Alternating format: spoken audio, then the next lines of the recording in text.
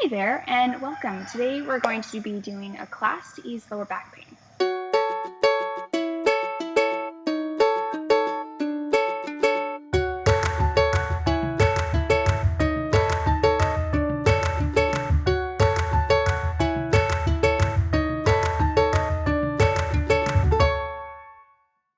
Okay, so let's hop into it.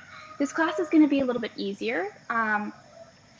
Just so if you have back pain, you're not going to do anything too stressful or anything that's going to cause pain or anything that's going to hurt yourself. So if anything is hurting or you feel a jarring motion, just come into what the pose we're going to be doing next, child's pose. So in child's pose, you can either bring your knees like so or your knees wider out with your feet together. If you can't actually sit down on your feet, that's totally fine. You're just going to come into cat-cow like this pose.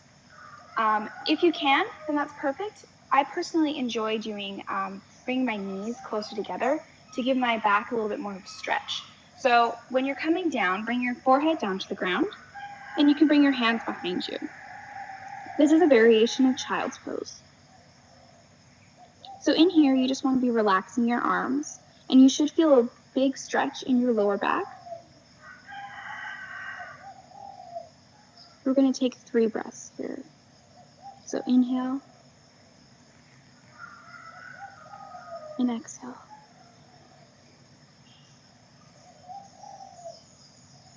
Inhale once more. And exhale, release.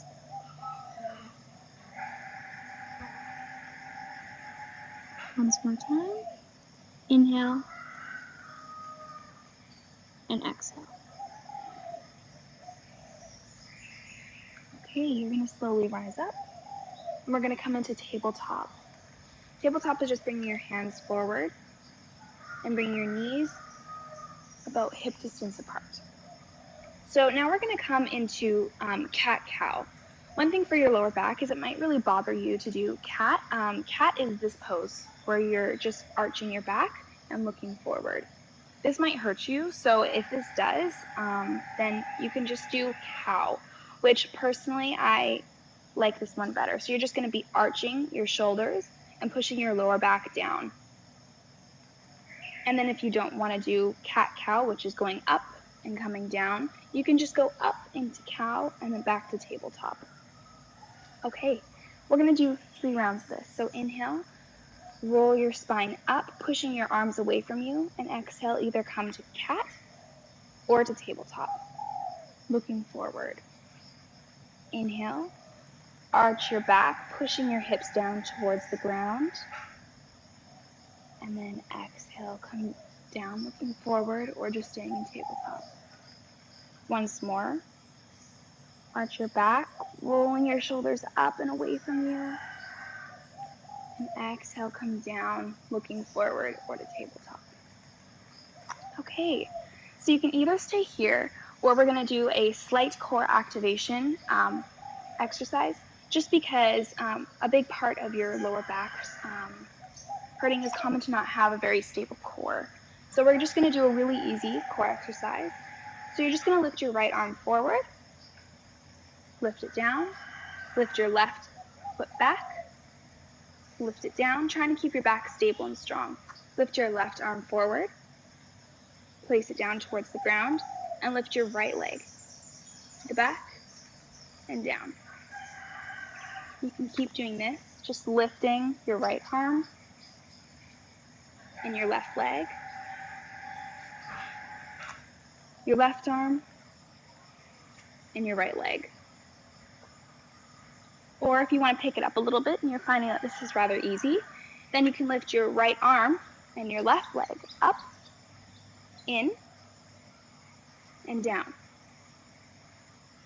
Lift the other side, up, in, and down. If you find that this is too hard, just go back to doing the other one. Down.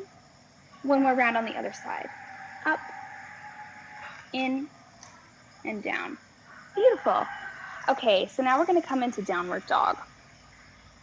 Place your hands on the ground, feet, your toes are tucked under, and you're just going to lift up bring your knees off the ground and push your heels towards the back of the room. So in downward dog, what you want to be doing is pushing your hands into the ground and pushing your shoulders away from you. You can also pedal it out here, which is just putting one heel on the ground while lifting the other. This should give you a really deep hamstring stretch. Downward dog is a really great pose because it elongates your spine and it also creates space in your lower back. Okay, we're going to come into lunge now. So all you're going to do is just lift your left leg up towards the sky a little bit and then place it between your hands. If that takes you a few times to get there, that's totally fine. Place your right knee on the ground and you're just going to rise up. So if you're a little bit wobbly and you're unsure, then you can bring your left foot just a little bit wider, just giving yourself more of a stable ground. If this is uncomfortable, then you're welcome to come into child's pose. Okay, so in this position, we're going to be doing a bit of back traction. Back traction is just because in our daily lives, we are most commonly arching our back like this when we walk. So you want to make sure that you're tucking your tailbone. That's all we're going to be doing. So you're going to put a stable strong, and you're going to make sure that your right knee, you're going to be putting pressure towards your right knee, making sure that it's stable into the ground. Just basically putting your hip flexor a little bit more forward. So you're going to arch your back a little bit, and then you're going to exhale, tuck your tailbone. Tucking your tailbone, if you can't really imagine how you do that, it's just basically hugging in your core, and you're going to be pushing your right hip flexor forward. Okay, ready? We're going to do that a couple times. So inhale, arch your back just a little bit, and exhale, tuck your tailbone. Inhale, and exhale. Inhale, and exhale. 2 more times. Inhale, and exhale. Inhale, and exhale. Okay, beautiful. Place your hands down to the ground, and you're going to reach your right leg to meet your left leg for forward fold. Okay, so in this position, if you're finding that this is jarring or hurting your lower back, try to come to tabletop, which is just placing your hands on your thighs or your shins. This pose is really, really comfortable for your low back. And if you are still finding a little bit of tension, you want to push your back away from you, elongating your spine. This should really give you a nice stretch because it elongates your spine and it creates, again, more space in the rounding in your hips, which really helps create space in your lower back. If you do want to do forward folds, then you can just place your hands on the ground, or you can just let them hang wherever they are. If you want to go a little bit deeper into this stretch, then you can just push your outer hips away from you, coming down a little bit lower.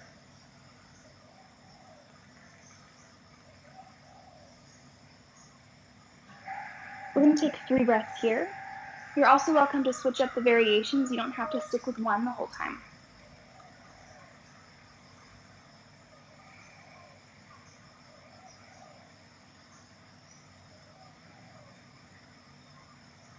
One more breath.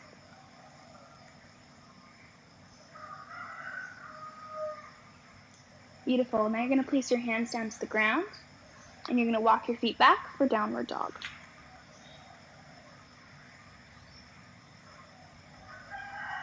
Pedal it out. Pushing your shoulders away from your hands so you're not collapsing into them. Okay, we're going to do it on the right side. So I'm just going to switch real quick. Inhale, bring your right leg up. And exhale, bring it behind, between your hands. Place your left knee on the ground. Rise up. Again, you want to be making sure that your hips are centered and level. Okay, again, we're going to be doing back traction on the other side.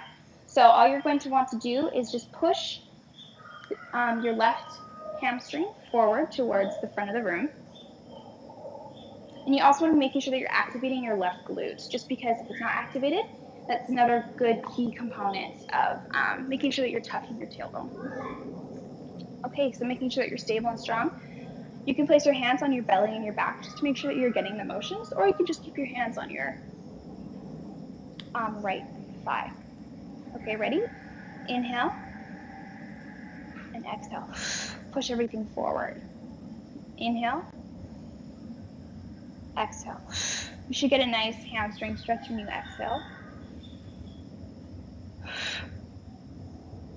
Inhale and exhale. Once more, inhale and exhale. Okay, beautifully done. We're going to place our hands back down to the ground, coming into forward fold or halfway lift. You can take whatever variation is most comfortable for you here. So if you're most comfortable in this pose, then just stay there, or if you liked it here or you want to do a little bit of both, you're welcome to do that. We're going to stay here for 5 breaths, so yeah, get comfy.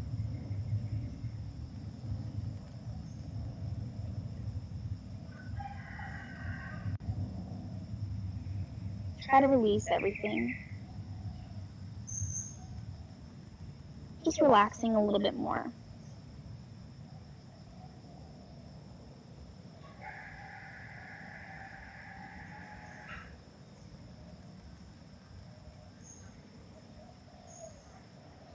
Try to open up your lower back just by pushing your outer hips away from you a little bit more.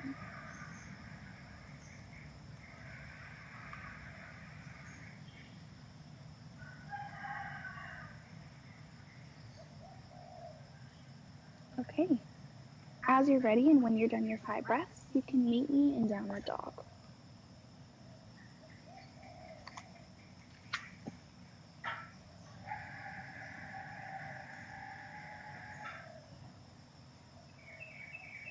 Once you're here, you can just pedal it out a little bit. And then as you're ready, you're going to bring your knees down to the ground. And we're just going to sit in this pose for 2 seconds. 2 breaths, sorry. And you're going to do back traction again is here. So you're going to inhale around your spine and exhale. Inhale and exhale. So a wonderful part about back traction is you can do it with a lot of poses. So if you're ever finding that it's uncomfortable in a pose and your lower back is jarring, see if you can do lower back traction, just making sure that your movements are kind of exaggerated. And if you're doing that, it really helps to know where to activate and how to tuck your tailbone. So it's a great tool and key to do in yoga classes or any other class if you're finding it uncomfortable. Yeah. Okay, so now we're going to come to lying on the ground to do a little bit more of groundwork. So just come to a seated position and then roll yourself onto the ground. Okay.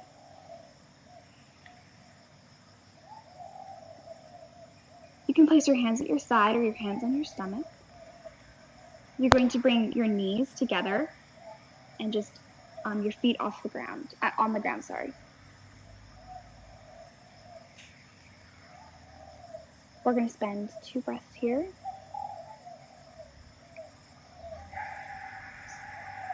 So inhale.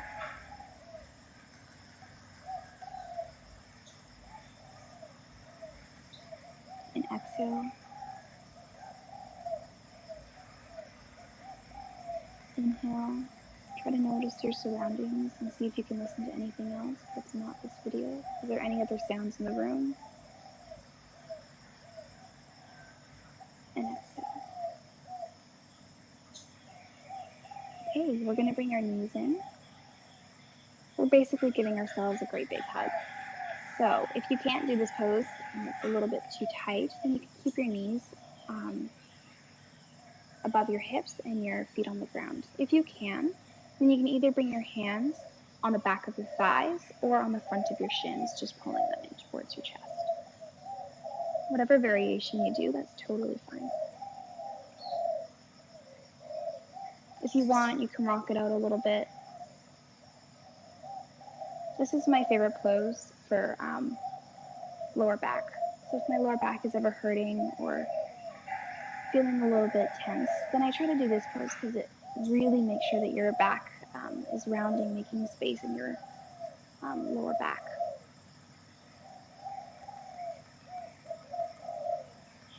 So you can stay here as long as you want, but we're going to move on. If you're really loving this pose, then just stay here. But yeah, we're going to move to a different pose. So you're going to bring your left foot on the ground, and your right foot you're going to bring on your left knee. So this is basically pigeon in the sky, I guess. So you're going to bring your right knee and you're going to roll it away from you. If this is too intense and you actually can't get your hip on your left foot, your right foot on your left, then you can just bring your left foot a little bit further away from you. If you feel like you can go further, then you can do that. So you're just going to pull your leg in. You can either grab the back of your thigh or the front of your shin. If you still feel like you can go further, then you can roll your right arm, your right elbow into your right knee, and you're just going to pull your left foot and your left leg towards you a little bit more. Again, you can take whatever variation is most comfortable for you, making sure that you're not hurting your lower back. Again, you can roll it out a little bit here, moving from side to side.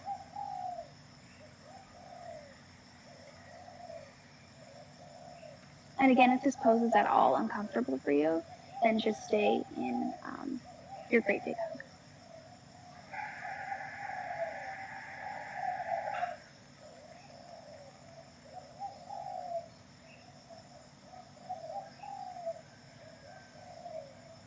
And as you're ready, we're going to switch sides. You can slowly release your hands, bringing your foot back onto the ground. And then you're going to place your right foot on the ground, bringing your left foot onto your right knee, rolling your left hip towards the left side. Okay, so now do the same variation you did on the other side. Whether that was keeping your foot on the ground, placing your hands behind your thigh or in front of your shin, or pulling yourself in a little bit more.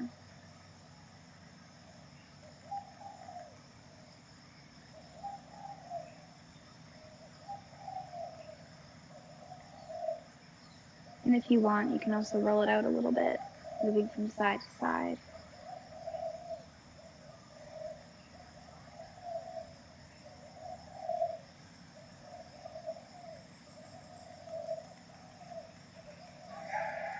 Again, noticing your surroundings. Can you hear any trains in the distance? Is there wind? Is there a clock ticking? Just becoming a little bit more present.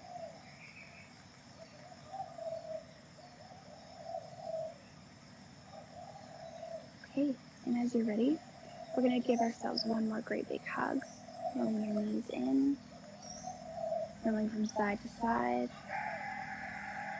And then we're going to come into Shavasana, which all that is basically just coming into a comfortable position. So you can place your legs all the way out, like so. If you feel like this is bringing your lower back up off the ground like this, then you can bring your knees together and place your feet just below your hips. If you're having your knees apart, it just might be a little bit more work to activate. So it might be more comfortable for you to just bring the knees together and bring your feet out a little bit wider so that you can give yourself a little bit more support and it's a little bit less work and more relaxing. So you can do whatever variation you like. If you're most comfortable with your legs out, or if you're more comfortable because it's not hurting your back, you can do this pose. We're going to stay here for a couple breaths. See if you can just relax.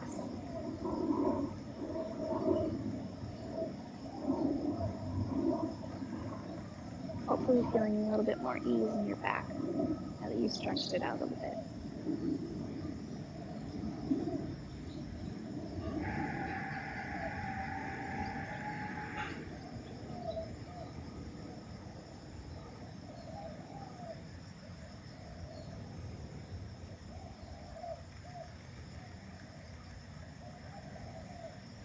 Try to breathe deeply.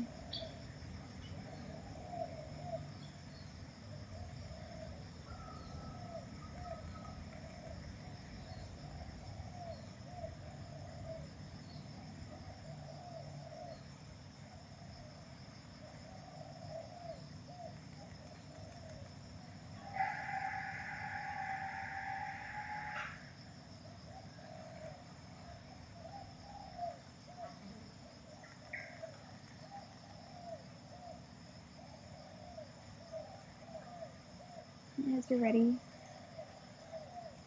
you can slowly start to move your fingers and your toes, rock your hips, moving a little bit from side to side. And as you're ready, you can slowly roll onto one of your sides.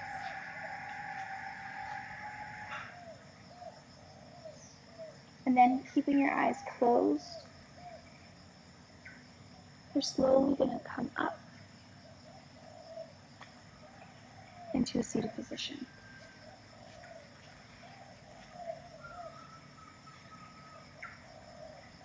Place your hands on your knees, pull your shoulders back and down.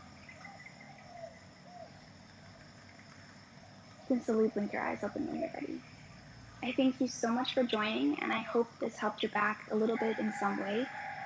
Thank you so much for watching. Namaste.